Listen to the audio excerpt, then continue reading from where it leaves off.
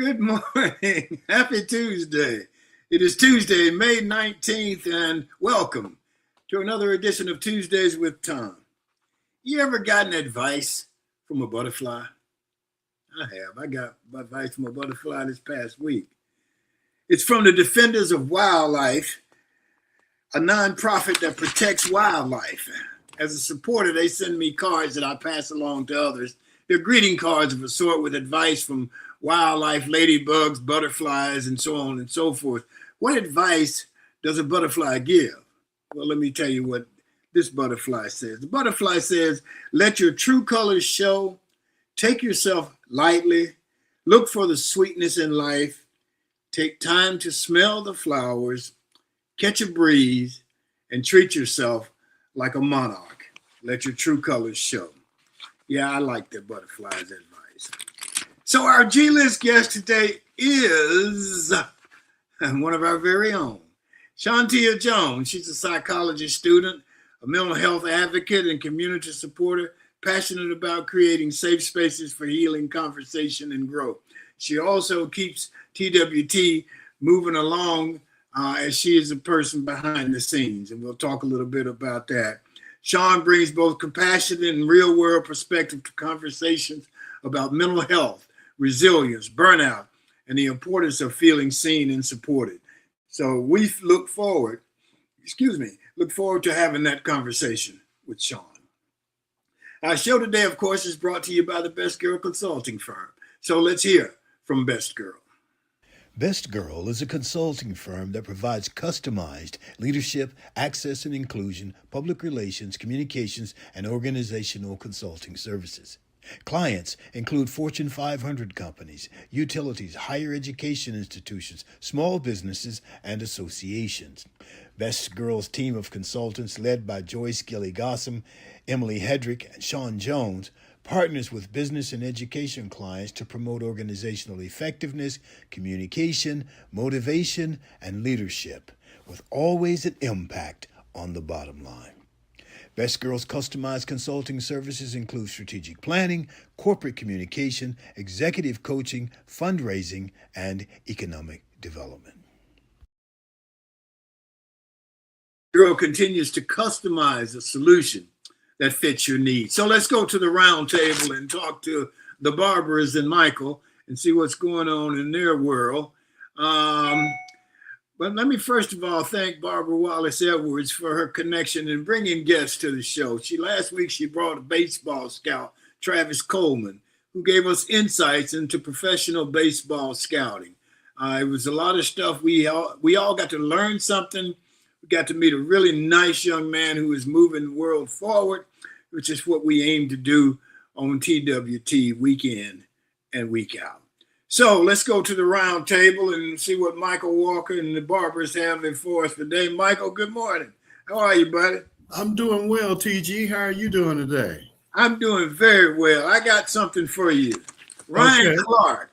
You familiar with Ryan Clark? Yes. Ryan Clark said that, let me see, where is it right here? He says that he urged Black athletes to reconsider signing with schools in states that engage in gerrymandering, claiming it directly impacts Black representation and voting power. Black college athletes need to stop signing with schools in states that gerrymander districts to block Black representation. Your thoughts, man? Well, that's an interesting perspective. I don't know if that's where politics and athletics meet, so to speak. And what I mean by that, sometimes it's better to fight from within the system than outside trying to kick the door in. And if you educate these athletes enough so that when they come out and they will have credibility, they can affect change from within. Because by being an athlete at one of these schools, they automatically have a platform.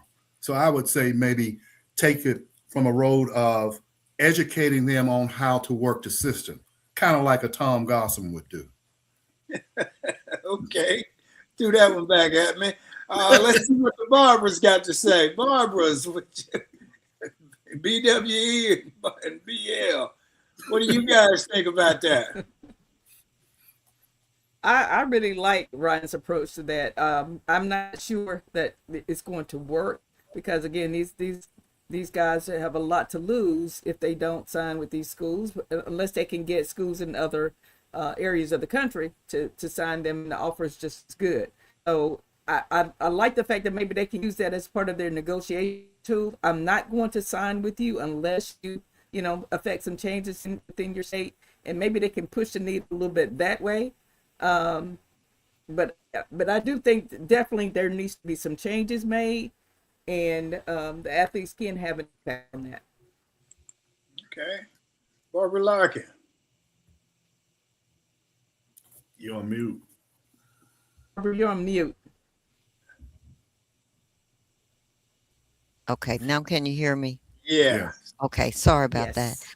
I tend to agree with Michael that affecting change from inside is very important. But I think in addition to that, also what he talked about was educating the athletes. By the time they get to a university or while they're in high school, have they registered to vote?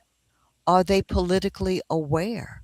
And if the community or the church or the parents are not pouring into these young men their civic responsibility and the importance, as Barbara said, about their platform, then they're going to be doing exactly what they're doing. They're just going to be thinking completely about the dollars and moving forward towards that goal. But they do have a huge impact. And we know that when some high school players played together, and I think there was a group out of New York or New Jersey that played together, and they came together on the NBA team. And they made a huge impact in terms of changing that team in the way that they played.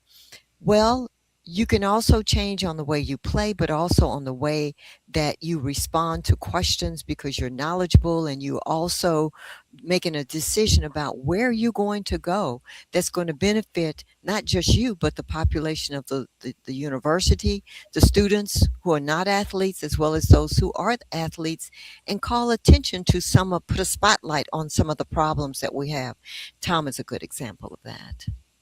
I think go Go ahead. ahead. Who is Well, it? what I Mike? was going to say is that that's the reason why I answered the question that I did. Because when you look at these kids that are coming out of high school that may be 17, 18 years old, how politically active have they been? What type of exposure do they have?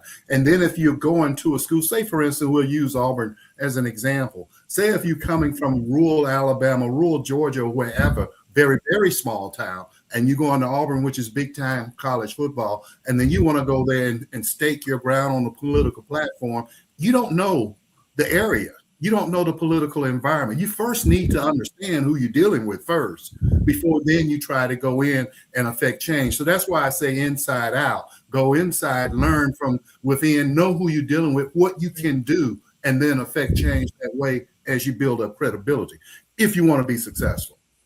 Michael, I think a lot of that depends on the parents' input and those mentors around those students.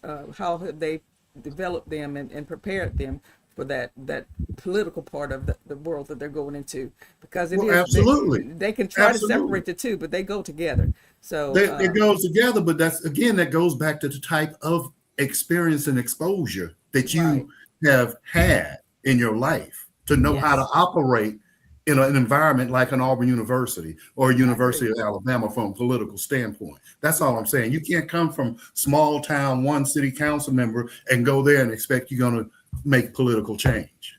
That's true. Yeah. Okay. Well, and I think from what I read about that, about Ryan's comments, I think you guys are probably splitting it down the middle because there were a lot of people who thought that, hey, maybe this won't work. And there's some people who said, yeah, this is the way we need to go. I Mhm. think with the transfer portal and NIL, I think if kids want to move around and try other things, it's available for them. Right. I do remember when I was in school at Auburn that in the big general elections, George Wallace never carried Lee County. And Hmm. that was primarily because of the students. Right. would not vote for him. Right. So some of them do have that knowledge. I would think if you want to go, if you want to be on TV like last night watching Oklahoma City and so on and so forth, then you need to make yourself aware of what's Right. going on in the world. And so if you're not aware of what's going on in the world, then that's really on you. It's Right. not on other people. But I do think that some of the kids have some idea of who they are and where they want to be. Um, Now, do they have the influence to do the theft stuff that Ryan Clark's talking about? I don't know. But I just thought it was interesting. And if you remember, uh, and I guess that's called social justice, but if you remember Muhammad Ali and his refusal to be inducted into the military, but Right. then you also remember that all the top black athletes of that time joined in with him. Jim Right. Brown, Bill Russell, Oh, yeah. Kareem Abdul-Jabbar, Bobby Mitchell, Willie Davis, Curtis McClellan, John Wooten. All these guys said, "Yeah, we're going to stand with you Right. on this." And so, maybe it works both ways. I don't know if there's a right or wrong. I thought it's just a really interesting Very interesting. outlook. Yeah. But you know what I would say to that, Tom, and I agree with you on that. But I think a lot of it has to do with the time in which you live and the certain stage that you're in your life. Because what you just mentioned, Muhammad Ali and all that type of stuff, given the political climate at that particular time and the way things were, they were a lot more overt than covert, in other words. And so you could see what was going on. And that was a little bit different. I think nowadays, because from a general perspective, a lot of the activist athletes like the Muhammad Ali's and what have you of that day, things have not been as overted in their face as much as they have not been that way as much as they were at that time. In other words, is what I'm saying, because it was a lot more in your face. Now they're trying to do it like redistricting. And so you got to kind of understand that, number one, the law and the census is supposed to be every 10 years. Trump came in and changed this to try to make it every 5 years to get an advantage when midterm. So that's what I'm saying. It's a little bit undercover. So in order to make that change, you got to really understand those type of issues. That's all I'm saying. But Michael, that's what I'm afraid of because of MAGA. They are transitioning back to the days of being more overt and in your face. And Yes. so, yeah, we're moving in that direction. Yes, we are. If We're we're not moving in that careful, direction, but yeah. it's under the sheets, so to speak. For Very those of true. us who our eyes are open and we're woke, is not so Sorry, much guys. under Looks the like sheets. we're having some issues. Who was I can't. We'll just continue in the conversation regarding Who was up? the political. That's Barbara was up. Yeah, I was Choose talking one. about either one of us. Go ahead, Barbara. Well, I don't know if we're ready to change the subject or not, but I want to wish a happy birthday to my sister Lori. Lori will be celebrating the 3rd anniversary of her 21st birthday this Thursday. So I said before, birthdays are big things in my family. We lost 3 of our siblings in their 40s, and so we tend to really celebrate birthdays. And so I want to go ahead and wish Lori a very happy birthday. I hope she's watching us this morning, and also wish happy birthday to everyone celebrating their birthday during the month of May. And we're not in March, are we? We're in May. Yeah. Yeah. Okay.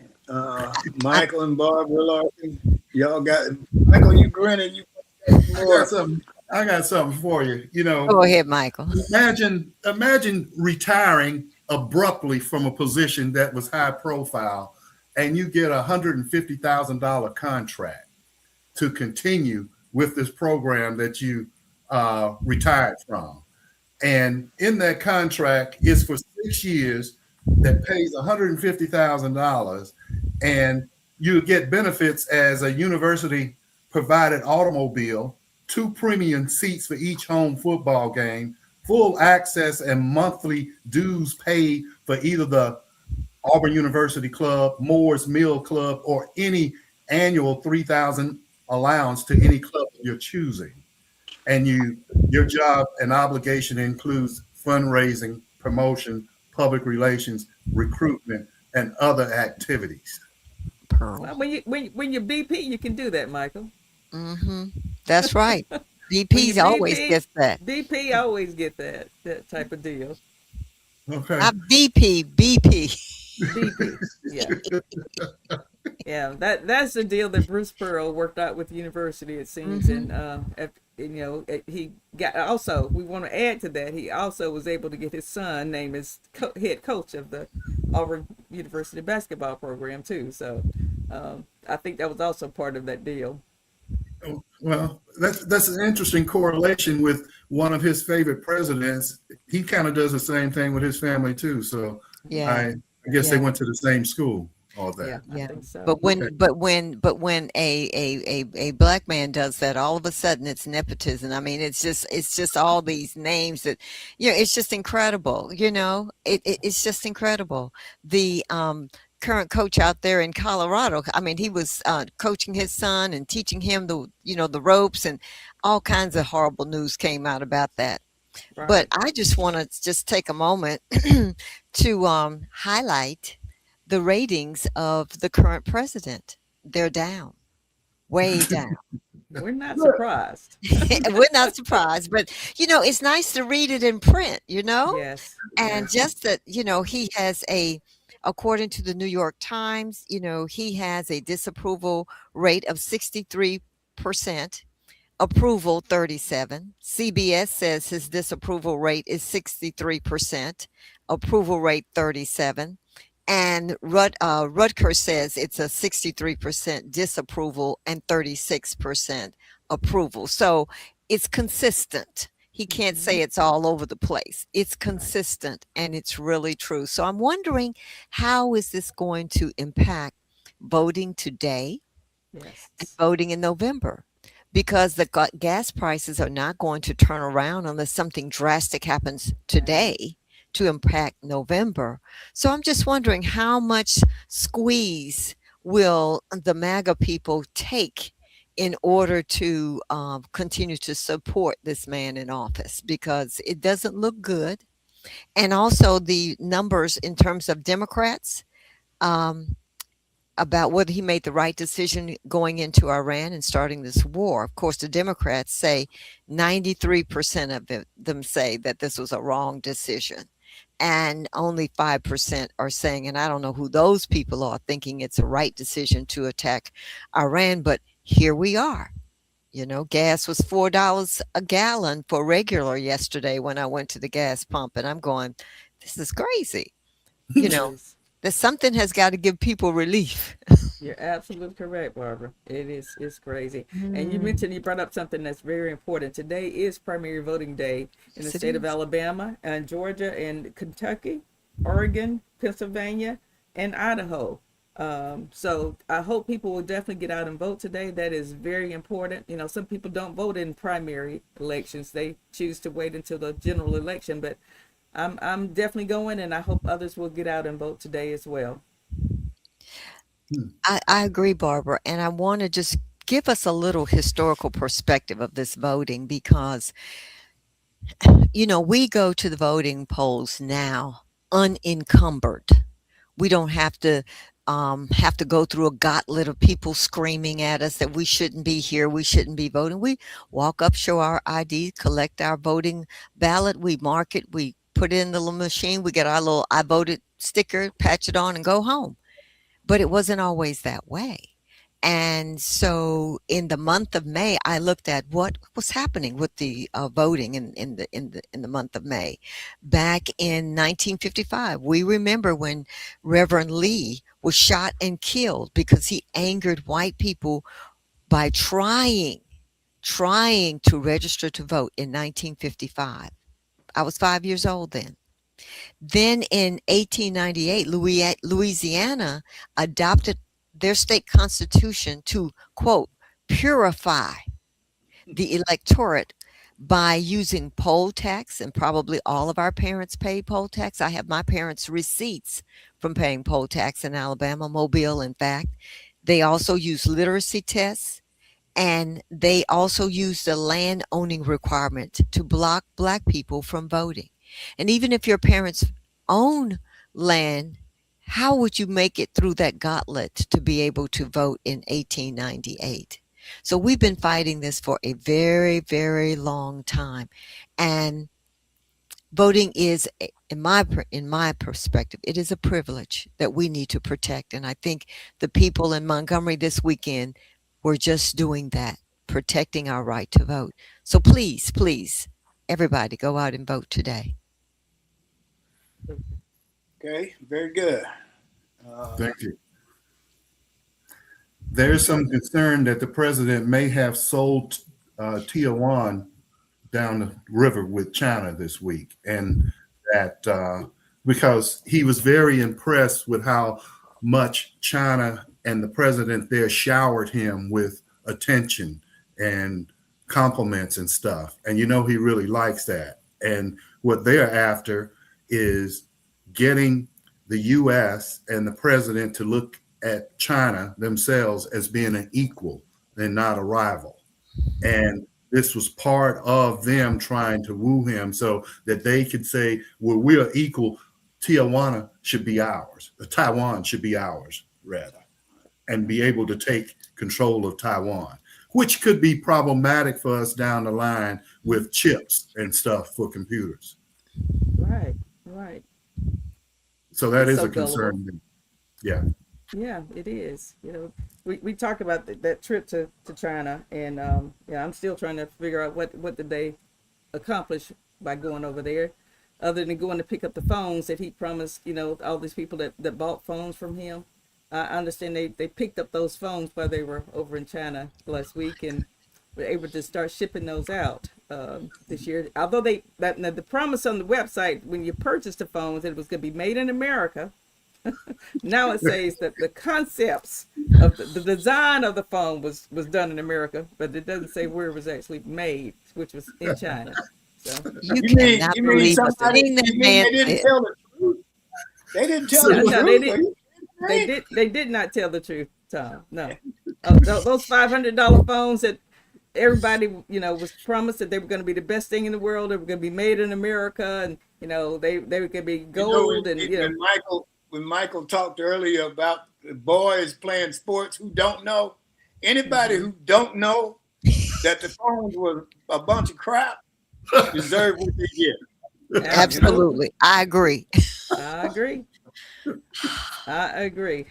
I think they sold over 600,000 of those phones. $4.99 each. Wow. Like $499, not $49.99. Thank you.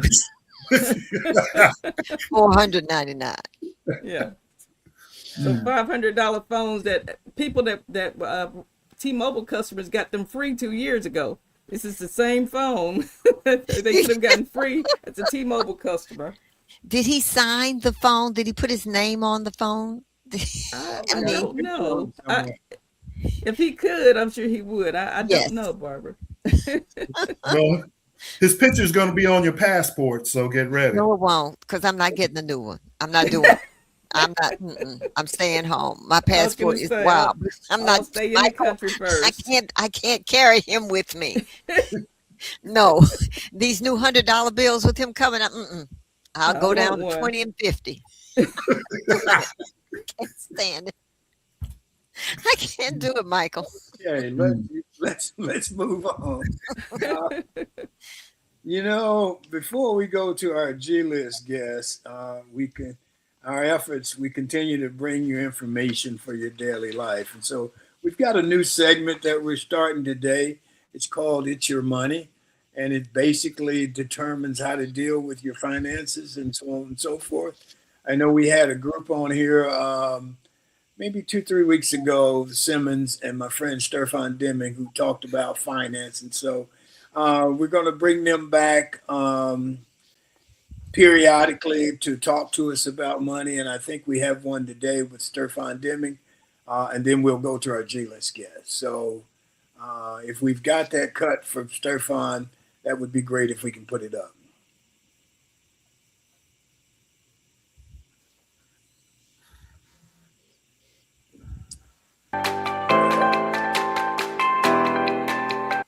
Hi, and good morning. My name is Stefan Demings of Venture Wealth Preservation, and welcome to the first episode of It's Your Money. Myself, along with Stephen and Kimberly Simmons of S&K Services, are licensed financial professionals, and we're here to help make money make a little more sense without making your head hurt. Now, I'm glad to be here, and I'm glad you're here. Whether you're trying to save more, spend smarter, or get out of debt, your personal finance doesn't have to feel like punishment. Around here, we keep it simple, practical, and real. First money tip: start paying attention to the small leaks. Daily snacks, subscriptions you forgot about, impulse online shopping at 1 a.m. Yes, I'm talking about you and me too. Those little expenses add up. Another tip, and I know you heard this before: pay yourself first, even if it's just $10 or $20 a week. Saving money isn't about being rich already, it's about building the habit. And don't forget this: improving your finances isn't about perfection, it's about progress. One better decision at a time, one smarter habit at a time, one less "why did I buy this" moment at a time. So each episode, we're going to laugh a little, learn a lot, and help you keep more cash right where it belongs, in your pocket. You want to know why? Because it's your money. I hope you enjoyed today's episode. See you soon. Have a great day.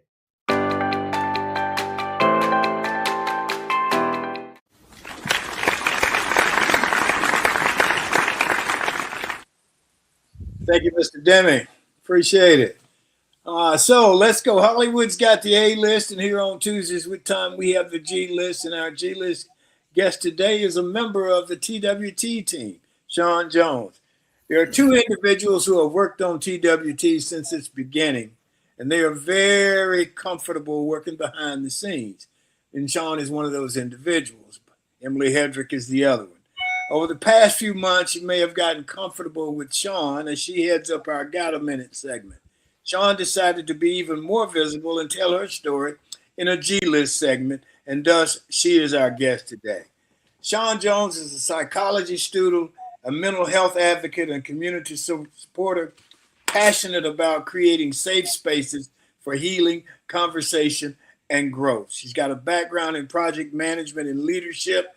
And let me just go ahead and bring on Shawn, and we will have a great conversation with her. Shawn, you out there? Here we go again.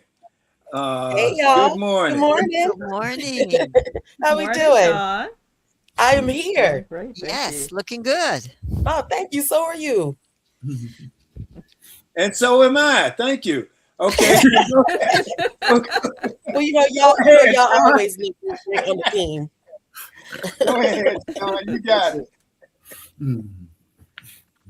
Oh, what do y'all have for me? Y'all have a question for me? Like, these are like sure. it's like questions in the bag. Like, do I I pull know from? Michael's got the first one, so go ahead, Michael. Okay. Welcome, Shawn.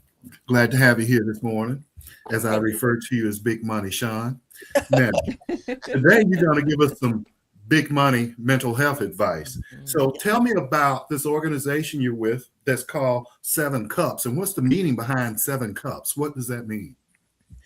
Okay, so pretty much 7 Cups is a online mental health and emotional support platform that was founded in 2013, where individuals can come anonymously and connect with trained volunteer listeners. They participate in support communities, and they also have access to online therapy sessions. The platform offers free 24/7 emotional support chats with volunteer listeners. There's paid therapy sessions with licensed mental health professionals. There are support groups, and there's forums focused on like everything from anxiety to relationships to stress, depression, grief. There's also platforms for self-help guides and wellness exercises, and it also provides separate spaces designed specifically for teenagers, and there's a space for adults. Wow, you guys cover a whole lot of the whole gamut. Yes, they Let do. me ask you this question, Yes. because with all the services that you provide and throughout, well, I won't say throughout, but a couple times you said it was at no cost or free. So how do you guys provide these services? And you're a nonprofit, I assume. Is that Yes. correct? Yes. Okay. So where does your support come and how does that work to balance out being able, because you've got licensed therapists and what have you? So pretty much that platform accepts donations, and then you have people that are just great Samaritans, and they volunteer their time, similar to myself. We have people that volunteer to do the trainings for the listening session. So that way, if you want to come on and be a listener, you take the trainings and they're like, voila, you're certified. And I just also want to know it's not like a clinical thing. So like we don't offer like our listeners don't offer advice or anything like that. So if you need advice or any type of guidance, then that's when you speak to the therapist. But the listeners are just there, and it's actually a chat platform. So you don't really have to talk to anybody face to face. Like you're able to type in how you feel. It's anonymous, and there's actually a lot of flow through. Like I try to volunteer my time at least 1 hour a day. But yeah, it just really comes from good Samaritans pushing it forward. Okay. hmm Okay, Go ahead, who's Bob. So Shawn, how do people access the 7 cups? Where do they go to find this information and this If you just resource? go to 7cups.com, you will be able to go on there. You can create a profile. You can, put as much information on there about yourself as you like, or you can just be like a total mystery like Batman and have a secret identity and just, spew out all your secrets or whatever concerns you have. And, you get the feedback and you get the listening without any judgment. Well, at least I would hope not. Right. So is So, that then an automatic once they go in and set up their profile? Are they yes. automatically connected to a listener that they can start immediately conversing with, or is that something they schedule at a later time? So when you create your profile, you can choose the type of listener that you want. You can have a listener that is trained in anxiety or self-harm or relationship advice or grief. And you are put into a queue, and then pretty much whenever someone is available, they pick you up from the queue.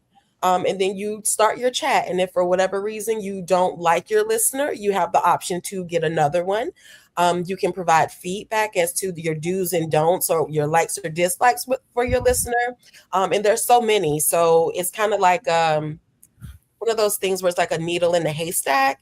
So sometimes Yes. you get like those really, really great listeners right off the top, and other times you got to kind of search to find your flow. But you do have Okay. options. hmm Very good. Okay. Thank you. So, Shawn, I had no idea this was on the internet. So I have been widely awakened to this service, and I think it's wonderful. Being a psychology graduate, I just think this is simply amazing. How are the numbers? Do you really find people coming through pretty regularly, using the service? And that's my first question. The second one is, what kind of time allowance do you as a volunteer? Do you say you have 30 minutes or you have an hour, or you just go until the person says, okay, I think I have what I need? Tell me a little bit about that. So the way that the time works, so I know if I'm only going to be available for a certain amount of time. Mhm. I am transparent with my time availability, so that way my person has a choice on whether they choose to interact with me or not. So I say, hey, my code name is Shine. I got that from Dr. Gossip. She gave me that, so I just ran with it. So I'm Shawn on there. So I introduce myself and I say, I have about an hour. So if you'd like to continue, we can continue. And if they don't, they'll say, well, no, I need a little more time than that. And the great part about the chat is if we start a conversation and for whatever reason, if I have to leave, if you have to leave, when I come back, we can pick up from where we were. Okay. So Okay. if you choose to, continue to talk to me, you just, go back to the chat we were on and talk to us. Or if not, if you want to speak to somebody else, you are more than welcome to close out your chat and go to someone else. Mm-hmm. So you have Okay. that option. And I'm Yeah, sorry, I what was wondered your how that worked. If yes, sorry. Oh, that's okay. I was wondering, how are the numbers? Or do you find that this service is used often, or it's just? I know you've been in business since 2013. Seven Cups has been in business since 2013. But Mhm. how are the numbers? Are people really coming to this service and using it, or just tell me how that's going if you know the answer to that. So since my time of volunteering, I Mhm. find that a lot of people utilize this service. There are times where, and for me, because I'm on the West Coast, specifically when we get people in the states, because we do have some people like outside of the United States that talk to us, but predominantly in the U.S., a lot of people come on at the wee hours of the night. So that's when depression comes on. That's when loneliness comes on. When the world is still and everything is quiet, it's like you're left with yourself and your thoughts. And it's like, okay, I need to talk to somebody. So our lines are really off the charts the later it gets in the night. I think our peak hours are between midnight and 3 a.m. And sometimes your wait time can be 3 minutes. Sometimes it could be 30 minutes. And depending on when it's closer to holidays, it could be an hour. Um, so it varies, but I do find it to be very busy, very busy, and it is Wow. utilized. Mhm. When you say you're on the West Coast, you're on the West Coast of Florida, right? You're not I'm in sorry, the East California. Coast. I'm on the East Coast of Florida. My bad. Okay. I talk to a lot of people from all over the place, so they cross the Okay. timelines. But I'm on the East Coast of Florida, and I'm in the South. I thought so. I thought so. I didn't know if you'd moved or not. I didn't No, either. no, I'm still here. Shawn, tell me this. It sounds like this is like you have a lot of passion for this, and that it may be somewhat of a mission. What about mental health really sparked an interest in you and created that passion to be involved in this type of program? To be 100% honest, I didn't really know that I had this passion until I started with Best Girl. Okay. Being in the workforce, I've probably been in the workforce since I was like maybe 15, 16 years old. So it was one of those things where you go to school, you go to work, and you go home. It's routine. That's just what it was, and that was fine.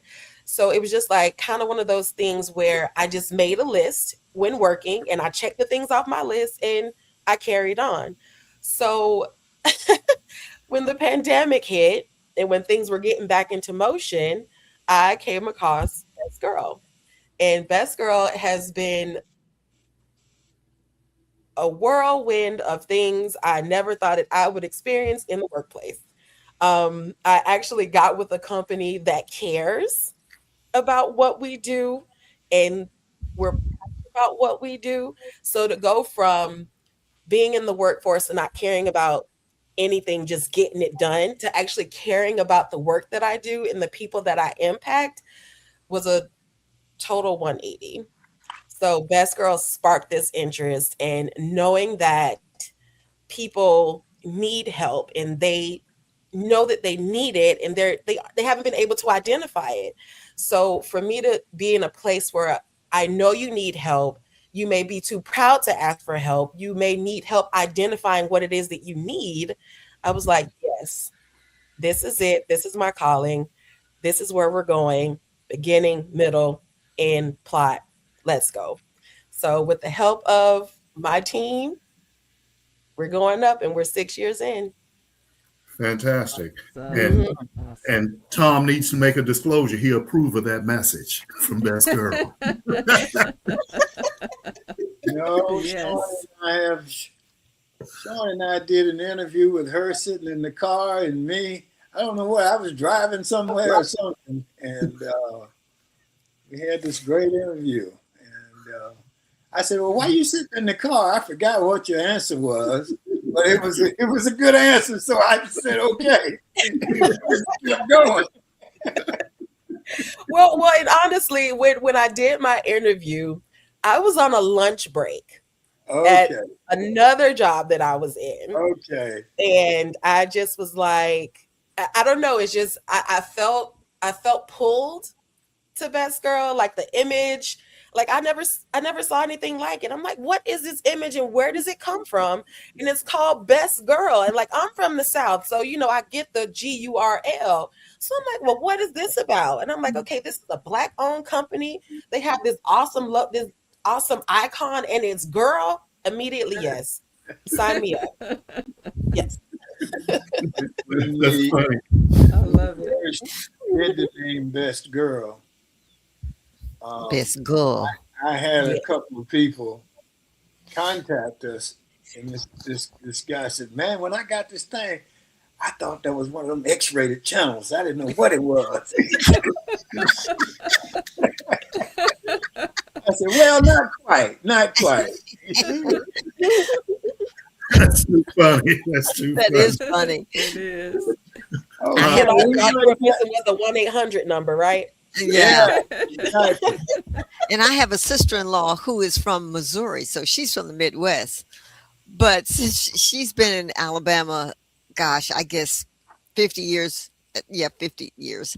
And she will say to my niece when she does something that is disappointing, she'll say, "Girl, what's wrong with you?" So when I saw the Best Girl, I knew exactly what that was. That's right. Very That's southern. Alabama talk. Yes. So, Yes. anybody got anything else for Shawn? Well, Yeah, Shawn, go ahead, absolutely. Barbara. We all do. Go ahead, We all Barbara. do. Go ahead. Go well, ahead, Shawn, Barbara. we've talked about 7 Cups. Talk about MadlySane. What is that Yes. platform all about? Okay. So MadlySane is also a virtual mental health and emotional wellness platforms. And it's also focused on creating emotional safety, support, and accessible online spaces for individuals seeking for self-help tools and community support. The platform offers peer support and community spaces, mental health resources, wellness exercises, assessments, guided conversations.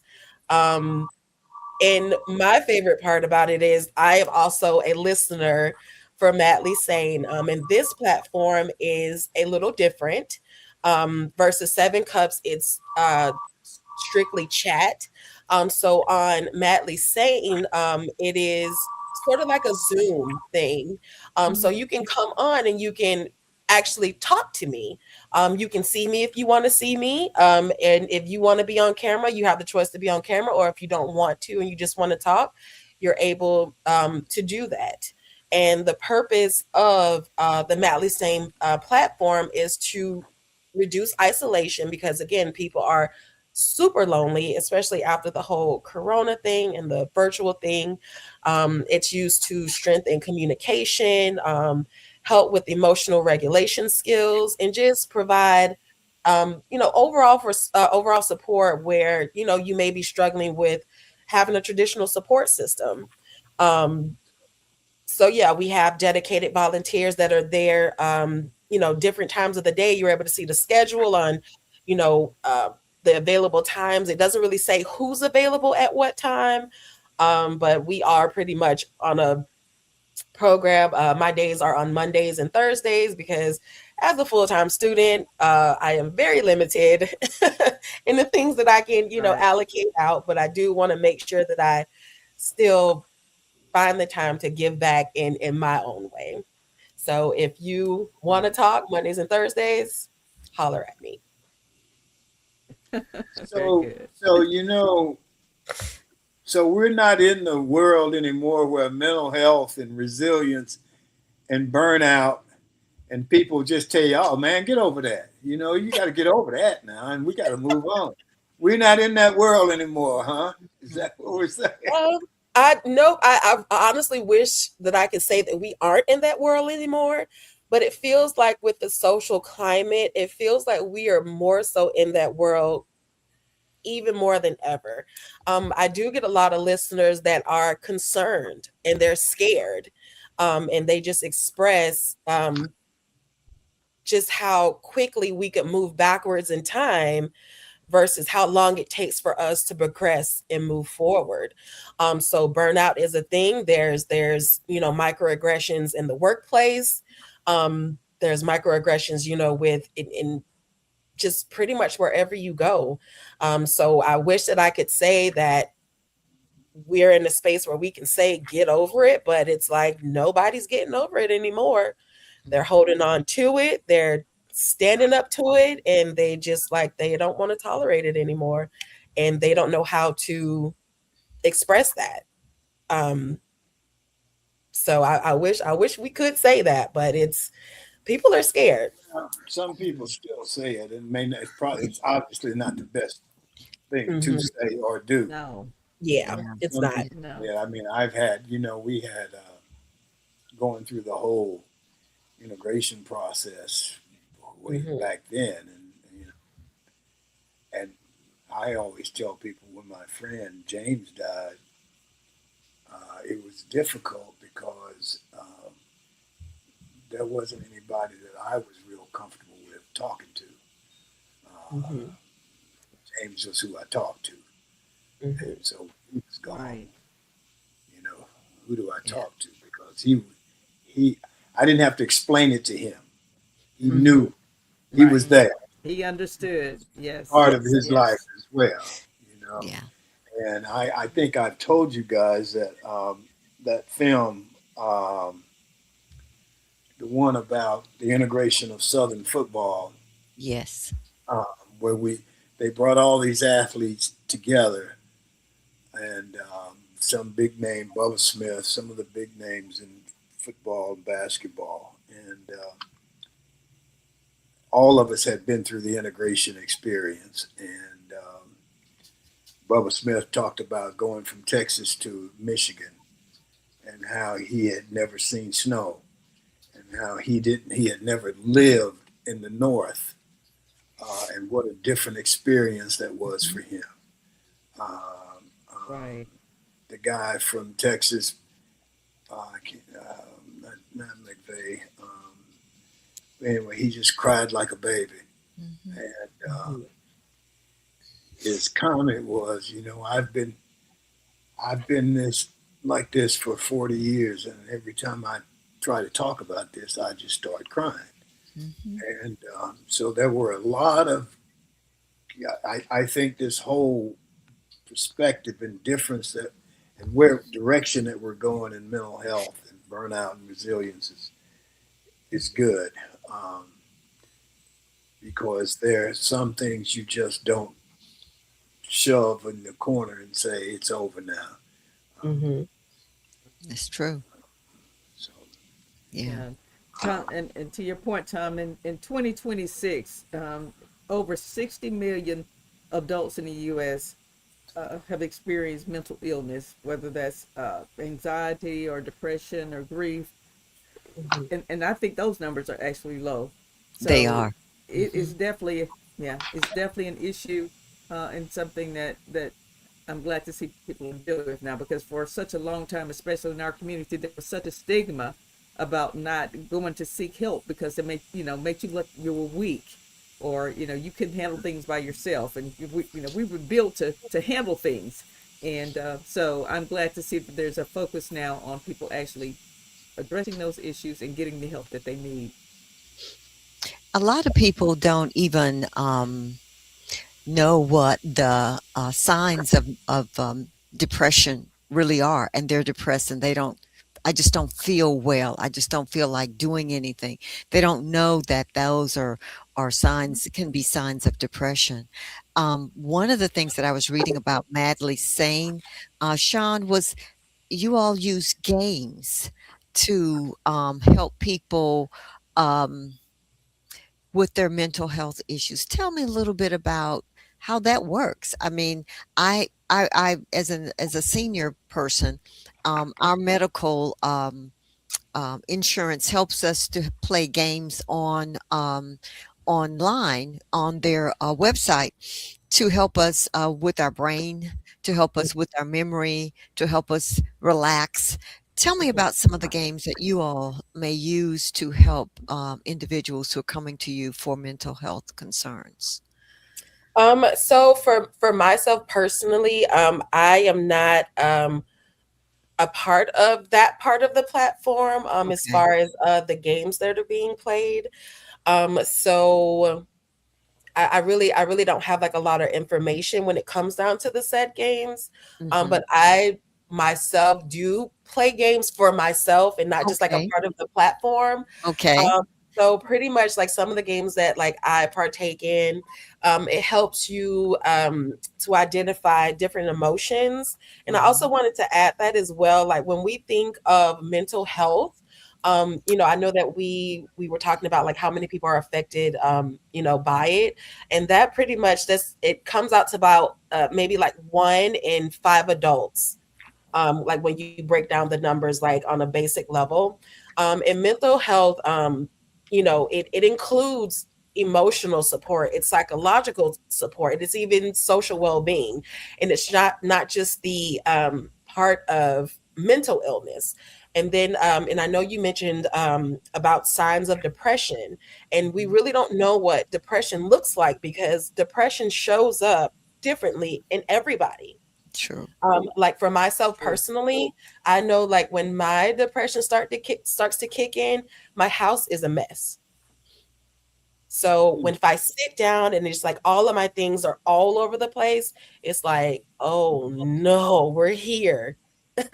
So it's like when your space Hmm. is cluttered, your mind is cluttered, and you're just like here in this little space, and it's like, oh, how do I get out? So just to different ways that I've learned to get up out of that. It's just, I know Dr. Gossam used to say this all the time, like, how do you eat a whole elephant? You can't. One You bite have at to eat it one bite at a time. So in order to get myself together is first to have the ability to identify, okay, when I'm in a rough patch, and then just clean my space, one little space at a time. And as I clean the space, I feel better. My brain is less cluttered. I'm feeling better as I see the things disappear. a. Hmm. And then also just I know being active helps, like exercises improves your mood. It releases brain chemicals like in endorphins and dopamine. Um, Sleeping also is deeply connected to mental health. So poor sleep can increase stress, anxiety, and just emotional exhaustion. So if you're able to get 8 hours of sleep, do it. Get yourself on a routine and sleep and rest when your body says to rest. And the only thing that you need to do is give yourself permission to do it. You don't need permission from anybody else to do it. And also, if you are seeking therapy, therapy is also not only for crises. Many people use it for personal growth, for healing, for learning how to communicate, and then just also becoming more self aware of themselves as well as other people. So, Yeah. Shawn, let me ask you this. I noticed that you are studying psychology, so yes, you're a student. yes. Um, Tell me what your plans are. And then the other part of that, I'm sure they teach you how to psychoanalyze somebody when you see them. Do you find yourself looking at somebody and just listening and then psychoanalyzing them on the first thought without them knowing it? So honestly, it depends on the conversation because some people are really unhinged and they say the most outlandish things, and I'm just like, you are crazy, like certified crazy. Because why would you say Yes. that? Um, but other than that, I don't really see myself doing that because I come from a place of empathy and understanding. And I feel like I can relate to a lot of things, even if it's not directly, but on some type of level. So I don't feel like I really do that, unless they're like, I feel like you woke up and decided to be like a sociopath because some people are just like that. And then as a psychology student, my goal is to, I actually graduate with my bachelor's next spring. And I plan on, and I'm actually in the process of working on my PhD application because I plan on enrolling in one of those programs where you earn your master's in the process of earning your PhD. Um, so I have like this big, huge, elaborate plan to get my PhD in industrial and organizational psychology. I don't want to be on the clinical side. I granted people need it. However, I don't want to be responsible of prescribing medication or testing things out on people because, oh, this may help you. Because I find it crazy when we hear commercials about medication, right? Oh, it'll help you feel better, but you have side effects of migraines and nausea and being up for 30 days and 30 nights. No, thank you. I don't want to give that to anybody. And they're going to come to me, "Hey, Shawn, you gave me this Right. and I haven't slept in 10 days." No, thanks. I am I'm good. No clinical stuff for me. I Thank agree. you, Shawn. Thank you. Yes, thank John, you. John, I got to tell you, you answered that question very well when I asked you, do you psychoanalyzing Mhm. anybody? But the way that you described that and the way you talked about it, you sound as though you've met our president. Is that true? You know what? I feel, I feel like it's a strong possibility that I have, just not him directly. He's manifested in other people.